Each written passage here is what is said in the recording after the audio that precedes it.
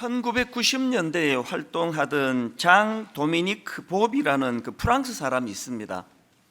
이분은 이제 그 세계적인 여성 잡지 엘러의 그 편집장이었을 뿐만 아니라 아주 잘생긴 외모, 화려한 언변 이런 것들로 인해 가지고 그 프랑스의 사교계를 풍미했던 분으로 알려져 있는 분입니다. 이렇게 잘 나가던 분인데요, 이 43살이 되던 해에 인생이 완전히 절망을 경험합니다.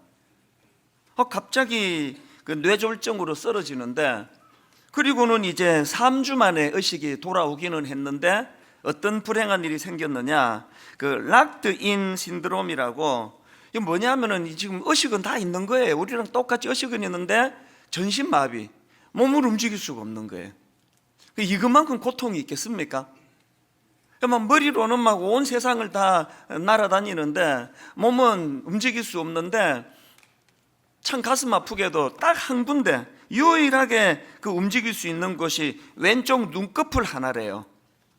이거 하나만 움직이고 전신마비인데, 이분이 대단한 분입니다. 신체 중에서 유일하게 움직일 수 있는 왼쪽 눈 깜빡임, 이걸 가지고요 신호를 만든 거예요. 예를 들면은 눈을 한 번 깜빡이면 네, 눈을 2번 깜빡이면 아니요. 그리고 이거를 이제 다 알파벳으로 이거를 만들어 가지고 이분이요 그 눈 깜빡임, 한쪽 눈으로만 깜빡임을 가지고 책을 한 권 썼습니다. 제가 그 어느 분이 이제 이 글을 제게 보내주셔가지고 읽으면서 너무나 감동이 밀려오는 겁니다. 들어보니까요, 그 책을 어떻게 썼느냐, 어떤 날은요 문장 하나를 쓰는데 하룻밤을 꼬박 보내는 거예요. 그렇게 해서 이제 책이 한 권 나왔는데, 그 책 제목이 잠수종과 나비라는 책이에요. 그 두껍지도 않습니다. 그 제가 이 책을 구해가지고 읽으면서 이런저런 그 생각을 하는데요, 이 책에 이런 내용이 있습니다. 끊임없이 입 속에 과다하게 고이다 못해 입 밖으로 흘러내리는 침을 정상적으로 삼킬 수만 있다면 세상에서 가장 행복한 사람이 된 기분일 것 같다. 이 근육이 마비가 되어 있으니까 침이 고여지는 것을 어떻게 하지를 못하니까요.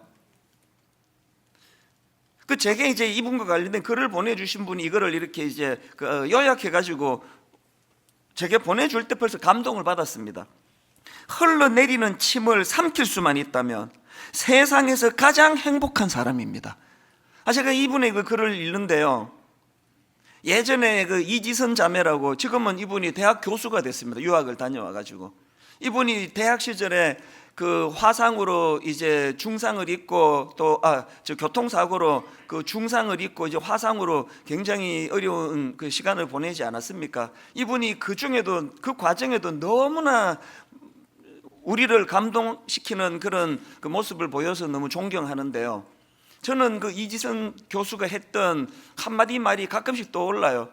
화상으로 이제 그 눈썹이 사라지고 나니까 하나님의 이 솜씨가 눈썹이 이게 엄청난 거라는 거예요. 이게 뭐냐 하니까 이게 땀이 흐르는데 이게 빈불바지예요. 이게 땀이 흐르면 눈으로 들어가지 않고 옆으로 새도록 그게 눈썹이더라는 거예요. 그래서 이제 이분이 눈썹을 잃고 나니까 너무 불편한 거예요. 눈으로 자꾸 땀이 들어가니까. 저는 지금도 한 번씩 그 이야기를 떠올려 보곤 합니다. 이 장 도미니크 보브라는 분이 그 흘러내리는 침을 삼킬 수만 있다면 세상에서 가장 행복한 사람입니다. 제가 이 글을 읽는데, 우리 인간의 미련함이 뭐예요? 인간의 미련함이라는 거는 그것을 누리고 있을 때는 그 가치를 모른다는 거예요. 잃고 나면, 놓치고 나면 흘러내리는 침 삼키는 거, 이거조차도 이게 세상에서 가장 행복한 조건이 될 수 있다는 걸 깨닫는 거, 이게 인간의 미련함 아닙니까? 이런 면으로 보면 우리가 지금 놓치고 있는 현실의 이 감사가 얼마나 많겠습니까? 지난주에도 20대 자매를 제가 만나 대화하고 상담을 하면서 해준 말이 그 얘기예요. 니들 때는 뭐 그냥 여드름도 나고 뭐 얼굴이 이렇다 저렇다 뭐 그 불평도 많고 그럴 나이지만, 이제 내 나이쯤 돼 보니까 20대라는 그 자체가 아름다움이에요. 여드름 나면 여드름 나서 아름다워요. 우리는 여드름도 안 나요. 그 존재가 아름다운 때거든요. 그 뭐 다 이제 뭐 나이 들어가지고 뭐 이제 뭐 되돌아갈 수도 없고 소용도 없는데 지금 와가지고 그 20대가 아름다웠는데 그러고 있으면 무슨 소용이 있냐고요. 이게 우리의 미련함 아닙니까? 그래서 제가 지난주에 감사 목회를 선언한 이유도 여기 있는 거예요. 지나놓고 깨닫지 말고 당겨서 그것을 깨닫고 감사하고 인생의 폭을 좀 넓히자는 거예요. 제가 지난주 그 2,000원짜리 커피를 제일 좋아한다고 말씀드렸는데 그건 이제 그 가게에 가서 돈 주고 살 때를 말하는 거고요. 대부분의 경우는 제가 아침에 출근하면은 이제 교회에서 나오는 그 커피를 저는 제일 맛있어 합니다. 아침에 출근하면 이제 제 아내가 아침을 도시락을 싸줘요. 제가 이렇게 부탁을 해서. 그래서 이제 도시락은 다 이제 채소만 들어 있습니다. 달걀 2알, 그리고 이제 당근, 오이, 하여튼 저는 아침은 내 토끼가 돼요. 채소밖에 없습니다. 그렇게 아침을 간단하게 먹고는 이제 옆방에 가서 자판 저 커피 머신에서 이제 아무것도 타지 않은 그런 이제 커피 한 잔을 놓고 제가 이제 뭘 하는가 하면은 하루 일과를 시작하기 전에 제가 그 30몇 년 끊었던 커피를 다시 마시기로 한 거, 성대에도 이게 도움 안 된다지만 아침마다 마시기로 한 건요, 이 커피를 이 용도로 쓰기 시작하면서부터예요.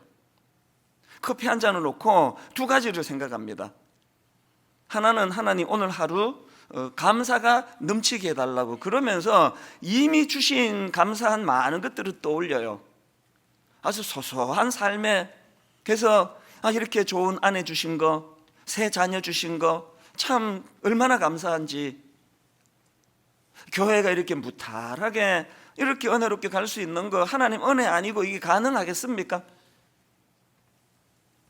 그 장로님들 하나같이 이 관계 형성이 잘 이루어져서 저에게는 형님, 저에게는 동생, 당회가 다툰 적이 단 한 번도 없다고 하면 믿으시겠습니까? 인격적으로 관계로 서로를 존경하고 존중하고, 그래서 당회 갔다 오면 너무 행복해요. 저는요. 그것도 감사. 곳곳에 우리 순장님들, 봉사자들, 헌신하는 사람들, 이런 분들 주신 거 하나님께 감사. 참 감사를 해요. 그 다음에 또 하나 하는 게, 아버지 오늘 하루도 분에 넘치는 욕심을 품지 않기를 원하는 거예요. 왜 감사를 먼저 떠올릴까요? 이미 주신 은혜에 대한 감사가 풍성해서 포만감이 느껴지면 욕심이 없어지는 걸 이제 많이 경험을 하거든요.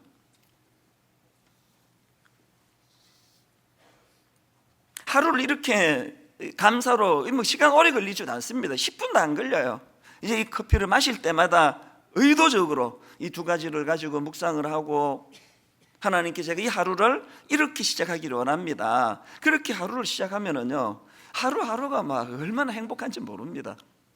그 헬렌 켈러라고 다 아시죠? 이 시각장애인으로 참 존경받는 분인데요, 여러분 이거 아십니까? 미국의 타임지가 선정한 20세기 가장 영향력 있는 인물 100인, 헬렌 켈러가 이 100인 안에 들어가 있는 인물이에요. 아니 어떻게 그렇게 장애를 가지고 제한된 삶을 사는 헬렌 켈러가 어떻게 20세기 가장 영향력 있는 인물 100인에 선정될 수 있을까? 이게 어떻게 가능했을까? 제가 이런 궁금함을 가지고 이것저것 자료를 찾다가 보니까요, 그분의 말 한마디에서 그 답이 딱 나오더라고요. 헬렌 켈러가 이런 말을 했습니다. 나에게는 너무나 많은 것이 주어졌다. 그렇기 때문에 나에게 어떤 것들이 없는지 생각하며 머뭇거릴 시간이 없다. 나에게는 너무나 많은 것이 주어졌기 때문에 나에게 어떤 것들이 없는지 생각하며 머뭇거릴 시간이 없다. 왜 나는 장애를 가져서 왜 나는 시각장애인이야? 왜 앞이 안 보여? 이런 걸 생각할 겨를이 없다는 거예요. 그것 말고 받은 것들이 너무 많은 것들을 생각하고 묵상하다가 보니까, 여러분 저는요, 그 한마디가요, 왜 이 헬렌 켈러가 20세기 가장 영향력 있는 인물 100인에 선정될 수 있었는지, 이게 비결이다. 이게 오늘 저는 여러분 어떻습니까? 주신 10,000가지 중에 안 주신 한 가지 찾아내는 선수들이 모인 거 아닙니까? 막 귀신같이 찾아내가지고 그 안 가진 한 가지 때문에 10,000가지 받은 거에 대한 생각할 겨를이 없어요. 막 하루 온종일 이것만 집중해가지고 막 이것 때문에 나는 인생이 그냥 걸림돌이 돼가지고 진도가 안 나간다고. 헬렌 켈러와 불평 많은 사람의 차이는 주신 내용물의 차이가 아니에요. 그래서 제가 지난주에 감사 목회를 선언하면서 우리도 헬렌 켈러와 같은 그런 감사를 가지고 감사가 나를 온통 지배할 수 있도록, 내가 오늘 주님 이름으로 이제 한 20년 뒤에 여러분들과 여러분의 자녀들이 타임지가 선정하는 21세기 영향력 인물 100인 안에 다 들어가시기를 바랍니다. 이런 황당한 축복에도 아멘 하시는 분의 믿음은 대단합니다. 그건 그냥 해본 소리고요. 뭐 우리가 어떻게 21세기 백인이 들어가겠습니까? 그러나 아멘으로 화답하신 분의 귀함이 뭐예요? 믿음으로, 뭐 사람은 나를 뭐 백인이 안 넣어줄지 몰라도 101번째라고 여러분이 써놓으세요. 그냥 21세기 가장 영향력인 인물 101번째, 난 진짜 그렇게 생각합니다. 사람들이 뭐 이찬수 목사를 뭐 어느 정도 영향력이 있는지 어떻게 알겠냐고, 알고 저를 평하겠습니까? 저는 그냥 감사함으로는 101번째, 101번째로 내가 중요한 사람이에요.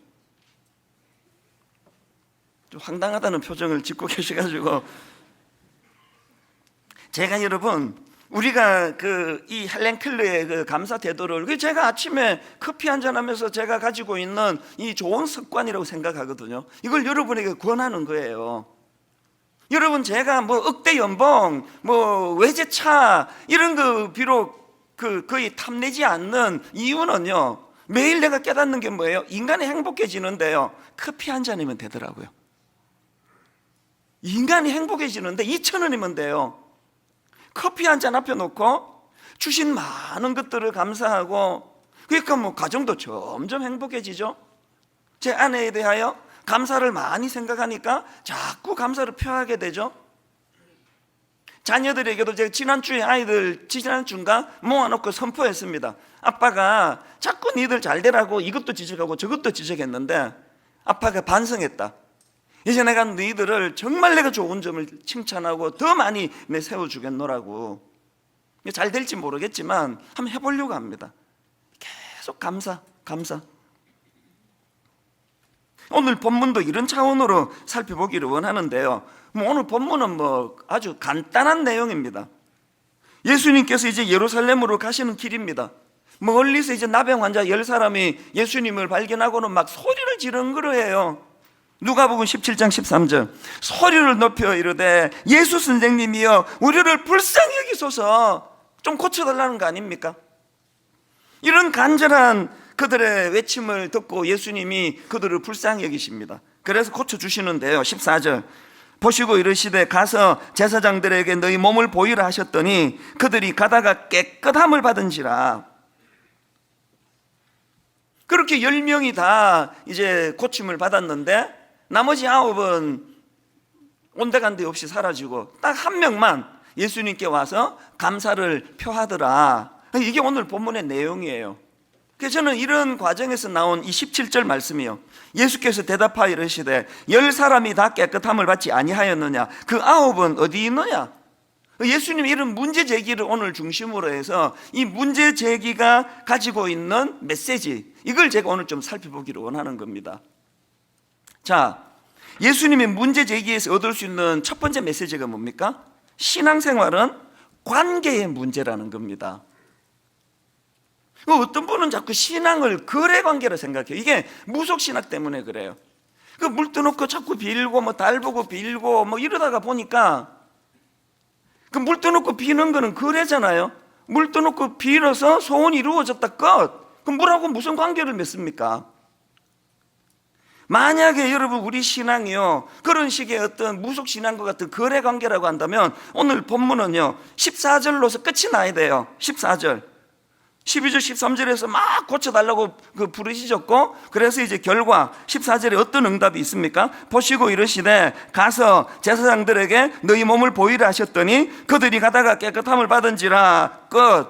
그렇게 단락이 나야 되는 거 아닙니까? 그런데 성경이 그렇게 단락으로 끝나질 않고 그 뒤에 17절에서 예수님께서 왜 10사람이 다 깨끗함을 받았는데 9은 어디 갔느냐, 이런 문제 제기가 왜 나오느냐고요. 오늘 본문은요, 그 10명의 그 나병 환자가 고침을 받았더라, 이게 포인트가 아니, 이렇게 설교하면 큰일 납니다. 이건 그 포인트가 아니에요. 왜 자꾸 신앙생활을 거래 관계로 생각하느냐? 요한일서 1장 3절에 보니까 우리가 보고 들은 바를 너희에게도 전함은 너희로 우리와 사귐이 있게 함이니 우리의 사귐은 아버지와 그의 아들 예수 그리스도와 더불어 누림이라. 신앙생활은요, 뭐 병 들었다, 기도했다, 고쳐줬다, 이런 어떤 거래 관계가 아니에요. 신앙은요, 하나님과의 사귐의 관계, 그로 인한 나와 너와의 관계 회복, 이게 줄거리예요. 이렇게 생각하시는 분은 반쪽짜리 신앙이에요. 이 전수 목사 설교가 좋아서 나는 이 교회 오기로 했어. 한 1년 들었더니 이제 설교가 좀 식상이 돼가지고 교회를 떠나기로 했어. 아주 잘못된 신앙생활이에요. 오늘 이 설교 내용으로 여러분이 저를 평가하신다면요, 그건 교회가 아니에요. 이 설교 한 편이 어떻게 이루어졌느냐, 이 한 편을 통해 하나님이 어떤 걸 받으시느냐.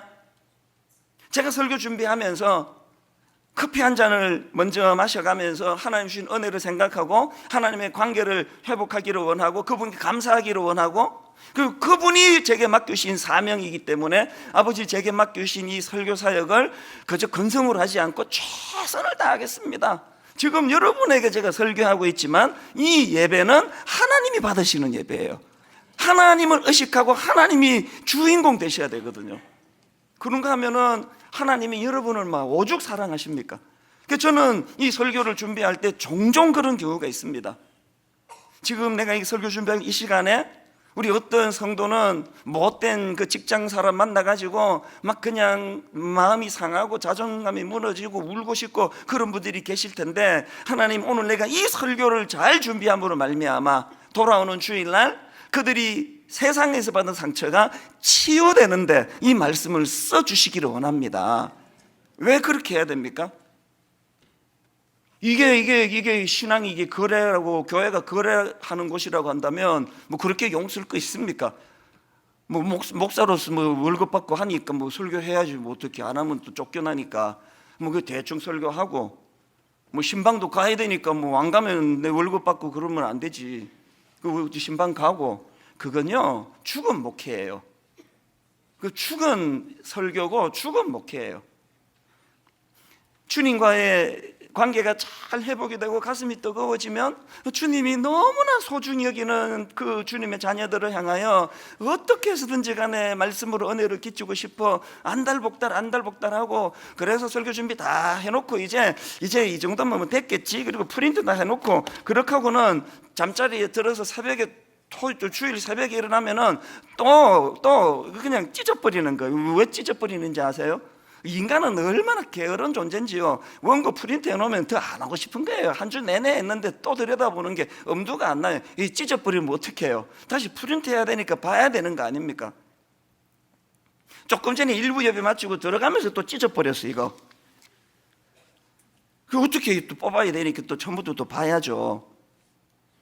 이후 예배 마치고 또 찢어버렸어요. 왜 그래야 되는 거예요? 신앙은 거래관계가 아니기 때문이에요. 마음이 들어가야 되거든요. 내 마음이, 이 교회가 커져가지고 한 분 한 분 교제하고 대화하고 커피 마시고 이거는 못하지만, 영과 영이 서로를 신뢰하고 서로를 사랑하고 서로 교제하는 기쁨, 난 저분이 있어서 살만 난다, 저분은 내가 있어서 살만 난단다, 이걸 누리는 데가 교회예요. 다락방이, 우리 구역 다락방이 이런 모임이 되기를 저는 원합니다. 그런가 하면 두 번째로 예수님의 문제 제기에서 얻을 수 있는 교훈이 하나 더 있는데, 여러분, 감사는 표현이라는 사실이에요. 저는 그 청소년 사역을 오래 해가지고요, 이 좀 상상력이 좀 풍부해요. 이 공상을 잘하는데요, 오늘 본문을 가지고 이제 계속 묵상하다가 이런 상상을 해봤습니다. 그저 10명이 고침받았는데 1명만 예수님께 나갔는데, 그 나머지 9사람이 60년대 경상도 분들이에요. 표현을 잘 못하는 분들이에요. 마음으로 막 엄청 고마운데 표현을 잘 못하는. 제가 왜 60년대 경상도라고 했냐 하면, 요즘 경상도 분들은 안 그렇습니다. 얼마나 친절하고 얼마나 부드러운데요. 그러나 이제 60년대는 이제 그 교육 받기를 조금 나이 든 손자가 할아버지 사랑해요 그러고 안기면은 저리가 징그럽게 왜 그래? 그 사랑을 그렇게 표현해야 돼? 그 이런 문화 속에서 배운 사람이 9이란 말이에요. 그래서 이 9 나병 환자가 이 60년대 경상도 출신이래 가지고 이제 이 한 명만 주님께 와서 감사하겠지만 나머지 9은 가면서 정말 감사해 이러고 갔다고 내 가정을 해본 거예요. 성경 대부분은 다 마음이 중요한 거 아닙니까? 마음이? 그 성경 대부분이 마음이 중요하다고 한다면 그러면 오늘 본문에 그 9명도 만약에 감사했다면 되는 거 아닙니까? 제가 오늘 본문을 통해 깨달은 게 뭐냐면요, 성경 대부분이 마음이 중요하다고 하지만 감사는 예외라는 거예요. 예수님이 그걸 지금 가르쳐 주시는 거예요. 만약에 그 감사도 마음으로 받으면 된다, 표현 안 해도 된다 그러면 이 17절 내용 바꿔야 돼요. 이렇게 해요. 예수께서 가라사대 공연한 짓을 하였도다. 아버지 9처럼 감사하고 떠나면 되는데 쓸데없는 짓을 하였도다. 뭐 이렇게 끝나야 되는 거 아닙니까? 근데 분명히 예수님께서 나머지 9은 어디 있느냐고, 그 마음으로 뭘 생각했는지 중요하지가 않고 그 9은 어디 있느냐고. 제가 어느 책에 보니까요, 이 감사를 한자풀이로 참 의미 있게 했더라고요. 그 화면으로 이 한자니까 한번 내용을 보세요. 감사는요, 한자로 느낄 감, 살해할 사자래요. 중요한 게 뭐냐? 감사는요, 느낄 감. 우리가 하고 있는 건 그냥 느낄 감 하나로 이미 이루어졌지만 어디까지 가야 된다고요? 중요한 건 저 사자인데요. 사자는 어떻게 구성되어 있습니까? 앞에 말씀 문자가 있고 뒤에 솔 사자가 있단 말이에요. 그러니까 감사할 때 사가 뭐예요?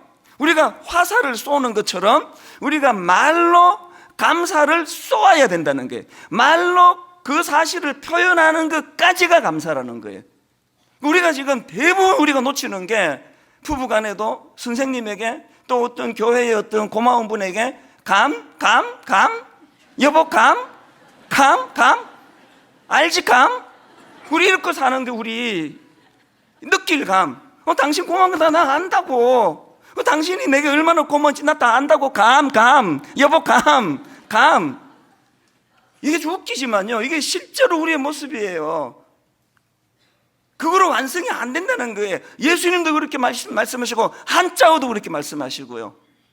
느끼는 것만으로 안 된다. 화를 쏘듯이 말씀은 자에 쏠 사자라 그러잖아. 말로 그것을 표현하는 것까지가 감사다. 여러분, 오늘 이런 부분에서요, 참 우리가 놓치는 게 너무 많습니다. 윌리엄 아스워드라는 분도 비슷한 말을 했습니다. 이렇게 말했습니다. 감사를 느끼지만 표현하지 않는 것은 선물을 포장해 놓고 주지 않는 것과 같다. 야, 이 너무나 와닿는 이야기 아닙니까? 왜? 이래갖고 상대방이 못 알아들어요. 선물 포장만 해놓고 주지 않으면 그거 안 준 거예요. 니한테 주려고 포장 내가 얼마나 많이 해놓은지 아는 우리 집에 창고에. 그 정신 나간 이야기예요. 포장하는 것까지가 아니라 선물은 그것을 전해주는 것까지란다면 우리가 놓치는 게 뭐예요 지금?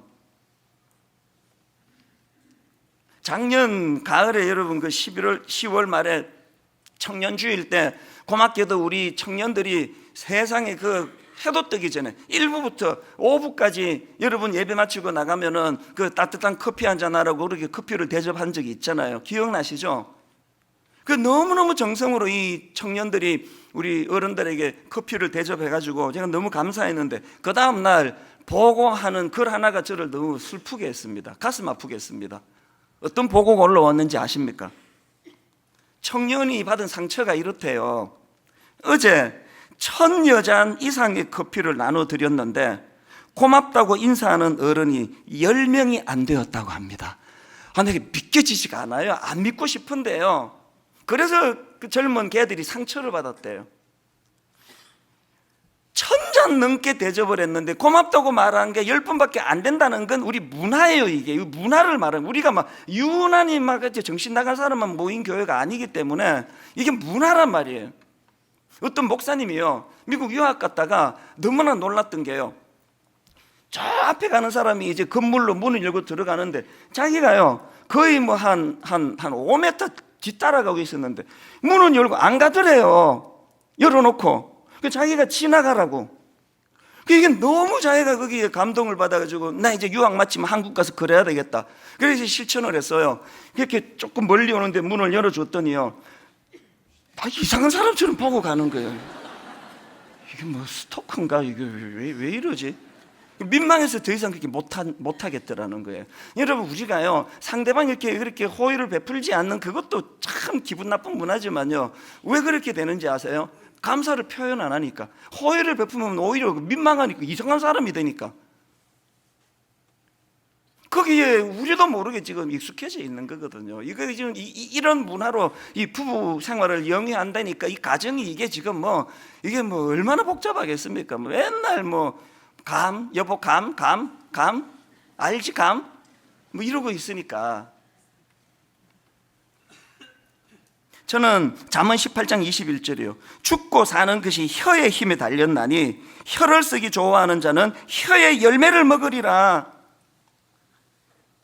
여러분 잘 아시는 민수기 14장 28절, 그들에게 이르기를 여호와의 말씀이 내 삶을 두고 맹세하노라. 너희 말이 내 귀에 들린 대로 내가 너희 행하리니. 내 이 말씀을 가지고 남용할 마음은 없지만요, 이게 그냥 그런 식으로 그냥 말만 하면 이루어진다는 그게 아니고, 그렇게까지 표현하기까지 마음에 하나님을 향한 신뢰를 지금 강조하는 거지만요, 저는 종종 이 말씀을 떠올려요. 너희 말이 내 귀에 들린 대로 그대로 이루어 주겠다.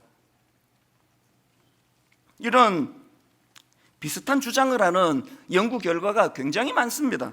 예를 들면 미국의 노스캐롤라이나 대학교 연구진이 65쌍의 부부를 대상으로 관찰하는 실험을 했는데요, 이제 이 두 그룹으로요, 이 감사 표현을 잘하는 부부, 아주 사소한 것에도 그렇게 고맙다고 표현을 잘하는 부부와 그렇지 않은 부부를 대상으로 조사를 했더니, 사소한 작은 일에도 배우자에게 고마움을 잘 표현하는 그 부부가 그렇지 않은 부부보다 긍정적인 마음이 생길 확률이 10배더래요. 10배.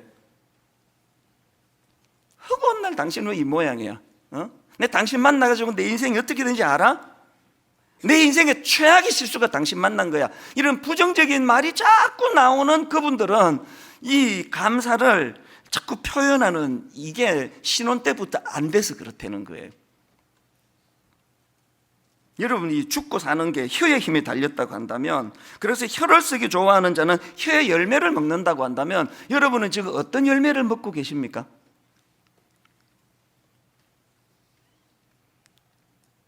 이 말이 가진 위력을 저는 너무 잘 아는데요, 저는 이제 많은 사람을 상대하잖아요.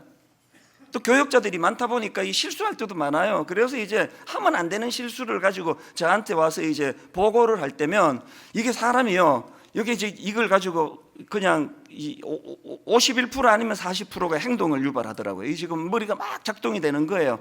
그냥 처음 부임했는데 그냥 모른 척 넘어가, 용서해줘, 이거 한번 확 뒤집어, 그런 생각이 왔다 갔다 할 때 말이 툭 튀어나와요. 사람이 살다 보면 그럴 수 있지, 괜찮아라고 말을 탁 내뱉으면 머리가 막 갈등하던 게 괜찮다, 용서해 주자 쪽으로 확 돌아서는 걸 여러 번 경험했습니다. 반대로 이렇게까지 화가 안 났는데 툭 튀어나온 게 너 왜 이렇게 맨날 그렇게 실수하냐? 라고 말이 툭 나가면 갑자기 내 마음도 그쪽으로 기울어가지고 막 엄청 불쾌해지는 걸 여러 번 경험했습니다. 이게 성경이 말하는 말의 위력이에요. 감사는 표현입니다. 표현하면, 요즘에 제가 이거 사실 이 설교를요, 작년 가을부터 제가 준비하기 시작했거든요. 왜? 이제 감사 목회를 선포해야 되겠다고 결심한 게 작년 가을이니까. 그러면서 제가 많은 실험을 거쳤거든요. 제 아내에게 제일 많이 실험을 거쳤어요. 계속 감사를 표현했더니 놀라운 결과가 뭐냐, 상대방도 기분 좋아하지만요, 감사를 계속 표현했더니 제 아내를 보는 내 태도가 달라지더라고요. 이게 진짜 괜찮은 여자더라고요. 점점 좋아지는 거예요. 요새는 그냥 보고 싶어 죽겠어요. 교회 한번 보고 싶고, 저녁에 자꾸 보고 싶었다고 표현을 하니까 좀 더 보고 싶어지는 거예요. 전에는 안 그랬거든요. 60년대 경상도. 말의 위력은, 감사의 위력은 표현할 때, 쏠 때 감사의 능력이 나타나는 줄 믿습니다. 마지막 세 번째로요, 여러분, 감사는요 더 큰 감사를 불러온다는 사실, 제가 이 표현은 제가 그 마음에 품고 있는 명언 하나에서 많이 제가 차용을 했는데, 이런 말 들어보셨습니까? 감사에는 문이 있어서 감사하면 문이 열리고 길이 열린다. 감사하면 문이 열리고 길이 생긴다. 오늘 본문이 딱 이 이야기를 지금 드러내는 거 아닙니까? 10명의 나병 환자가 공통적으로 다 고침을 받았습니다. 그리고 9명은 감사를 안 했고 1명만 감사했습니다. 그 1명 감사한 사람에게 어떤 길이 열렸습니까? 1명 감사에게 어떤 더 큰 감사가 나왔습니까? 19절, 그에게 이르시되 일어나 가라, 내 믿음이 너를 구원하였느니라. 육신의 질병 고쳐주는 게 1감사라면요, 영혼의 구원을 선포하는 이 감사는 만 감사예요. 기껏 나사로 죽은 사람만 무덤까지 가가지고 무덤 열고 살려놨더니 좀 더 살고 금방 또 죽던데 그 나사로가 지금 또 죽었잖아요. 가끔 그런 생각해요. 이렇게 억지로 살려놨는데 좀 이따가 또 죽을 거면 그냥 계속 죽도록 내버려 두는 거나 무슨 차이가 있겠냐고. 그만 나병 환자가 막 육신의 병을 고침받고 좋아 죽을 것 같았는데 좀 살고 죽어버렸는데 제가 그냥 갑자기 얼굴이 하나님이 너무 성령을 부어 주셔가지고 제 얼굴이 유명한 영화 배우처럼 잘생긴 얼굴로 바뀌어졌다고 할렐루야 한들 한 50년 있으면 죽을 건데 육신의 병을 고침받는 게 일이라면요, 이 나병 환자가 감사함으로 주님에게 받았던 그 선포, 내 믿음이 너를 구원하였느니라는 이 선포는요, 가슴이 터질 것 같은 감사를 얻은 거 아닙니까? 그래서 감사는 더 큰 감사를 불러온다는 거예요. 이 찬양 아시죠? 감사의 폭을 넓히는 게 얼마나 중요한가. 세상 모든 풍파 너를 흔들어 약한 마음 낙심하게 될 때에, 어떤 상황이에요?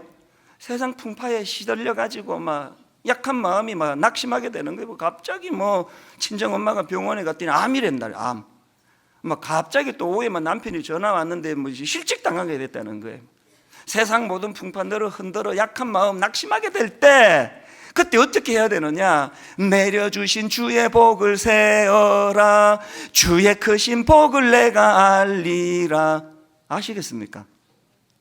세상 풍파 막 흔들어댈 때, 그때 본능은 원망과 분노가 불평이 나올 텐데 의지적으로 그동안 주신 복을 세보는 거예요. 얼마나 많은 복을 내가 누렸더라? 2절도 마찬가지입니다. 세상 근심 걱정 너를 누르고 십자가를 등에 지고 갈 때에 사명이 너무 무거워가지고 애가 애 먹이고 속 썩이고 가정은 힘들고 도대체 이거 무거워서 도저히 이 사명 못 감당하겠다라고 마음이 무너질 때 뭘 해야 돼요? 주가 내게 주신 복을 세어라, 두려움 없이 항상 찬송하리라. 사명이 다 없어지고 홀가분해서 두려움 없이 찬송하는 게 아니고요, 주신 복을 세볼 때 사명이 생기는 거예요. 제가 지금 분당 우리 교회를 짊어지고 일만 성도 파송운동, 가평 우리 마을 허가도 안 나와서 힘들어서 여러 가지 복잡하고 앞으로 할 일들을 생각하면요, 한 걸음도 못 가요. 나같이 나약한 이 촌놈이 이거 어떻게 버티는지 아세요? 어떻게 버틴다고요? 말씀드렸잖아요. 주가 내게 주신 복을 세어라, 두려움 없이 항상 찬송하리라. 그런데 30몇 년 만에 커피 다시 시작했다니까요. 아침마다 주신 복을 세느라고 커피가 도움이 되더라고요. 이 찬양이 하나하고 후렴 부르고 2절하고 후렴 부르고 3절하고 후렴 부르고 반복하는 게 뭡니까? 받은 복을 세어 보아라, 크신 복을 내가 알리라. 받은 복을 세어 보아라, 주의 크신 복을 내가 알리라. 헬렌 켈러처럼 살라는 그 얘기예요. 그 눈 못 뜨는 시각장애인 그것 때문에 불편한 것에 집중하지 말고 많은 받은 것을 계속 세보면 이거 생각할 겨를이 없어서 20세기 가장 영향력 있는 인물에 백인에 들어갈 수 있다는 그 얘기예요. 이 점에서 저는 또 이제 중요한 두 가지 운동을 선포하려고 하는데 요즘은 막 매주마다 선포하는데 이게 뭐 지켜질지 모르겠는데 오늘은 진짜 중요한 선포예요. 두 가지 운동 중에 첫 번째 운동, 감사 일기 쓰기 운동이에요. 고맙게도 출판사가 허락해 줘가지고요, 얼마나 예쁘게 만들었는지 아십니까? 153 감사 노트. 뭐 시중 서점에서도 이거 다 구할 수 있을 것입니다.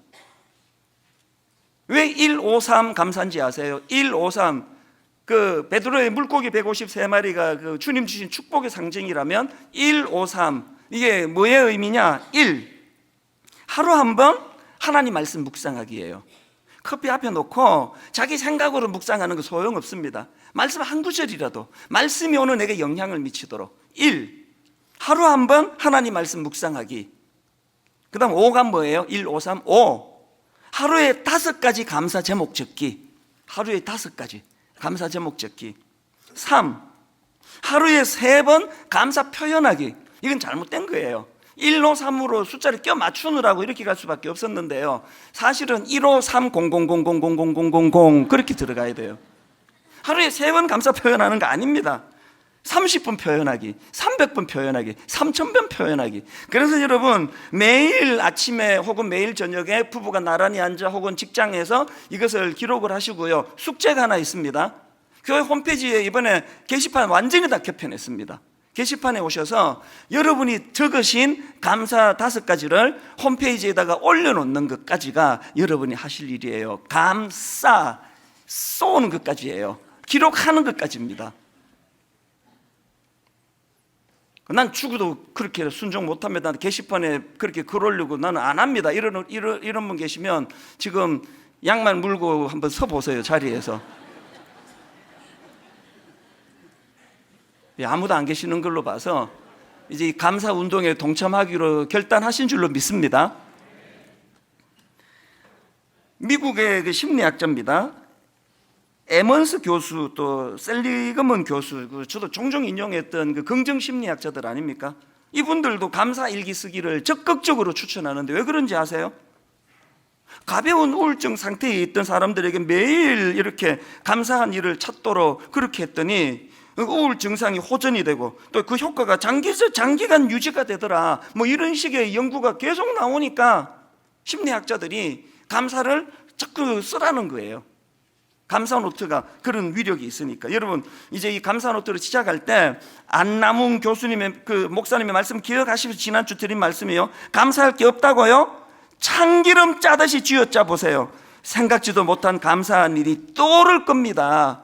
이것을 여러분도 경험하는 그런 이번 한 주간 되시기를 바랍니다. 감사와 관련한 운동 한 가지 더 있습니다. 가정예배 회복 운동이에요. 사실 제가 지난 17년 동안 개척하고 하나님의 마음에 맺혀 있던 게 이 가정예배가 자리에 잘 안 잡히는데 이제 확실히 잡았습니다. 이제 가정예배 오늘 저녁부터요, 도구가 2가지입니다. 하나는 드라마 바이블이고 하나는 감사 노트입니다. 그래서 제가 가족 숫자만큼 구입하라고 하는 거예요. 여러분이 드라마 바이블 만드시면 얼마나 고맙습니까? 그렇게 정성을 들여 큰 돈 들여가지고 만들었는데 막 다 공짜로 다 나눠줘요. 핸드폰으로 이제 앱으로 다운받으시면요, 그날 저녁에, 오늘 저녁에 가족이 모여가지고 우리 홈페이지 들어오셔도 되고 앱 다운받아서 하셔도 되고 가정예배 순서지 만들어드렸죠. 한 달 분치예요. 시작하시면서 3월 31일 창세기 1장 그냥 드라마 바이블 켜두시면 돼요. 애들과 더불어 눈만 감으면 돼요. 얼마나 쉽습니까? 드라마 바이블을 가지고 말씀 한 구절을 읽고 그리고 나서 감사 노트를 펴세요. 다음 주부터 주중에 월화수목금 자기가 감사했던 그 5가지 써내려간 걸 가정예배 때 이거를 나누는 거예요. 우리 큰아이 화요일 감사 한번 읽어볼래? 당신은 수요일 한번 읽어보시겠습니까? 그렇게 같이 나누고 그러면요, 그 아이가 한 주 어떻게 살았는지 딱 파악이 될 거 아닙니까? 그리고 이제 마무리할 때 한 주일 전체 감사, 지난 주일 저녁부터 오늘 저녁 이 시간까지 하나님께 감사했던 걸 5가지를 그 자리에서 가족이 같이 써내려가는 거예요. 그리고 그것을 놓고 하나님께 감사함으로 같이 기도하고 가정예배가 마무리되는, 이제 분당 우리 교회의 가정예배 운동이 회복되리라고 저는 확신합니다. 결론을 맺습니다. 한 가지 말씀만, 부끄러운 말씀 하나 드리고요, 이제 말씀을 정리하려고 하는데요. 사실 저는 결혼하고 30대 때 잘못된 생각을 갖고 있었습니다. 그래서 아내에게 참 미안해요. 제가 이제 목회자다 보니까, 목사다 보니까 자꾸 이제 제 아내를 제가 이제 가르쳐야 된다는 생각이 많았습니다. 그래서 제가 계속 가르쳤어요. 당신 왜 목사 부인이 왜 그렇게 행동해? 그러면 안 되는데, 그 목사 아내가 그러면 안 되지, 왜 그렇게 해? 계속 근데 지적을 많이 했어요. 근데 이게 사람이요, 지적한다고 고쳐지는 존재가 아니에요. 점점 막 경직이 되고 막 긴장하고 목사 아내 된 거에 대하여 많이 힘들어하고 이런 것만 생기지 변화가 없더라고요. 뭐가 잘못된지 잘 몰랐습니다. 이 결혼을 잘못했나 막 그런 생각도 했어요. 제가 아주 잘못된 생각을 한 거예요. 배우자는요, 지적해서 고치게 만드는 대상이 아니에요. 배우자는 그 자체를 수용해주고 그 자체를 존중해주는 대상이에요. 그래서 요즘은요, 진짜 지적하지 않습니다. 요즘은 내가 의도적으로 애를 써서 자꾸 인정을 해줘요. 세상에, 내가 당신 안 만났으면 내 이렇게 안정식 목회를 어떻게 하겠냐고. 분당 우리 교회 오늘의 이 목회 50% 이상은 당신이 만들어준 열매라고, 너무 고맙다고 계속 그런 고백을 해요. 어떨 때 조금 이제 업돼 있을 때는 우리는 그런 일은 없지만 만약에 다시 한번 내가 선택권이 주어진다 해도 나는 당신을 택할 거라고 이 경상도 사람 입에서 이런 놀라운 말도 하게 되고 이러니까요, 점점 가정이 좋아져요. 정말 신혼으로 돌아가는 것 같습니다. 오늘 이 원리를 기억하시면서 무엇보다 감사가 회복되려면 제일 먼저 회복돼야 되는 것, 날 구원해 주신 십자가 은혜 감사. 십자가로 날 구원해 주신 그 은혜가 내 안에 충만할 때 우리 일상적인 삶 속에도 감사가 회복될 줄로 믿습니다. 오늘 말씀을 기억하시면서 우리 찬양 같이 불러보십니다. 다 표현 못해도 나 표현하리라. 다 고백 못해도 나 고백하리라. 다 알 수 없어도 나 알아가리라. 하나하나가 다 표현에 대한 이야기 아닙니까? 우리 가사를 생각하시면서 함께 찬양하기 원합니다. 다 표현 못해도 나 표현하리라. 다 고백 못해도 나 고백하리라. 다 알 수 없어도 나 알아가리라. 다 닮지 못해도 나 닮아가리라. 우리 다시 한번 고백하시지 않겠습니까? 다 표현 못해도 나 표현하리라. 다 고백 못해도 나 고백하리라.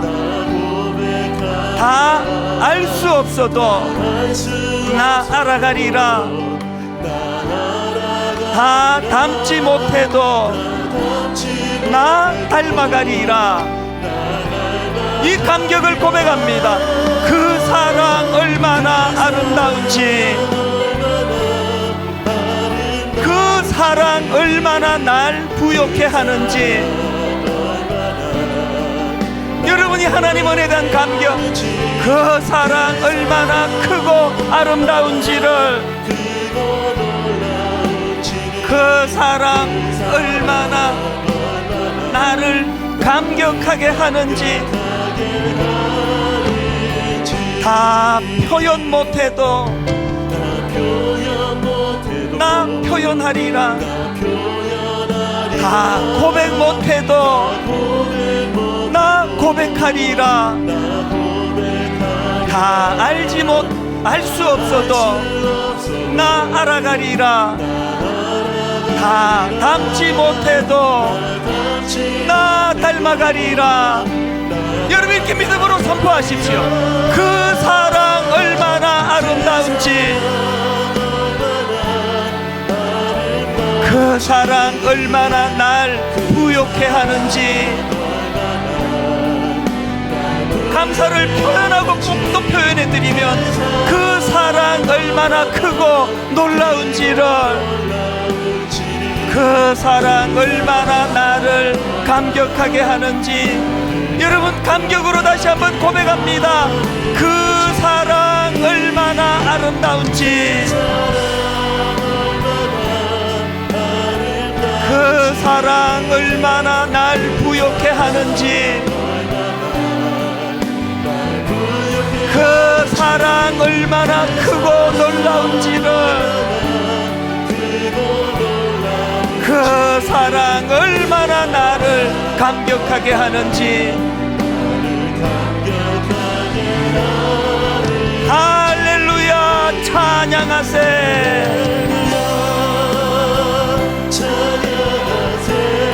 내 모든 죄 사함받고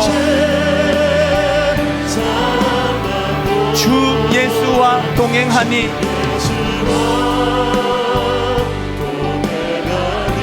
그 어디나 하늘나라. 영혼의 감사를 이렇게 올려드립니다. 내 영혼이 은총 입어 감사함으로 중한 죄짐 벗고보니, 감사의 눈으로 보니까 슬픔 많은 이 세상도 천국으로 화하도다. 여러분, 이 감격을 가지고 하나님께 선포합니다. 할렐루야, 찬양하세. 내 모든 죄 사함받고 주 예수와 동행하니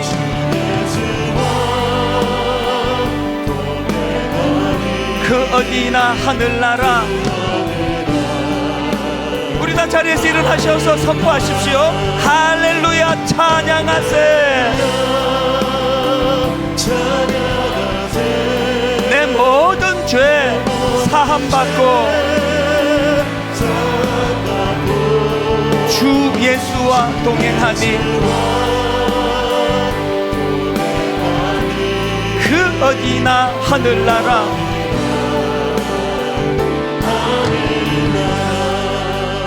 말씀을 감사함으로 받고 그 감사를 기도로 표현해 보시기 원합니다. 이제 하나님, 우리 가정이 살아날 방법을 찾았습니다.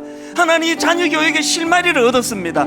이제 내가 부모가 먼저 감사를 표현함으로 이것들이 바로 능력으로 나타날 줄로 믿습니다. 확신을 가지고 통성으로 같이 기도하시겠습니다. 살아계신 하나님 아버지, 오늘 주신 말씀을 믿음으로 감사함으로 받기를 원합니다.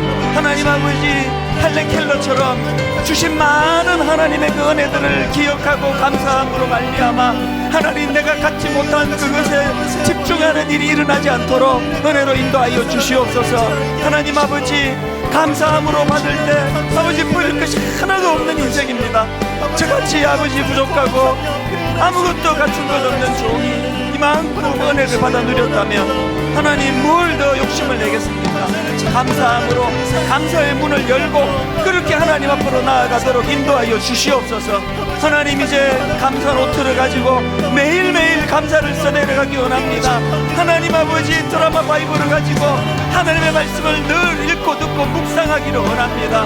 하나님 아버지, 이렇게 말씀을 가지고 감사의 자리로 나아가는 아버지, 우리 귀한 성도님들에게 이것이 얼마나 놀라운 능력인가를 아버지가 보여주시는 그런 아버지 은혜를 한 주 내내 경험하도록 인도하여 주시옵소서.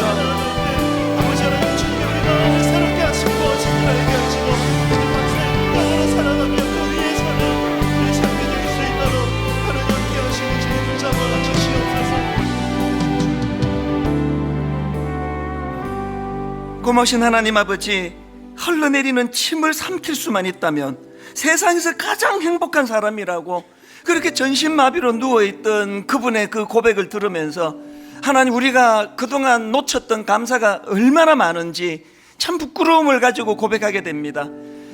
수만 가지 주신 은혜 가운데 그 안 주신 그 한 가지를 찾아내는데 선수가 돼가지고 늘 그것 때문에 스스로를 초라한 자리로 몰고 갔던 지난 시간들을 눈물로 회개합니다. 너무너무 사랑해서 내가 선택해서 한 결혼인데 결혼하고 나서부터는 계속 이 사람이 갖고 있지 않는 거기만 집중해가지고 몰두하면서 원망하면서 보낸 세월들이 얼마나 아깝고 허탄한지요.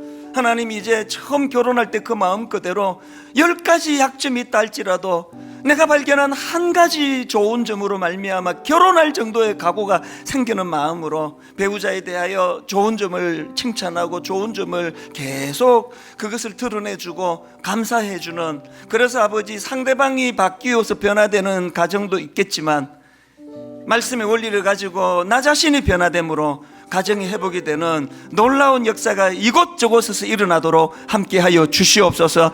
우리 자녀들에 대한 교육 방법도 바꾸기를 원합니다. 감사함으로 이미 너로 충분하다 고백하며 그 아이에게 그렇게 감사함으로 부모님들이 다가갈 때에 그 아이들이 바뀌게 될 줄로, 변화될 줄로 믿사오니 우리 가정 안에 이런 역사가 일어나도록 함께하여 주시옵소서.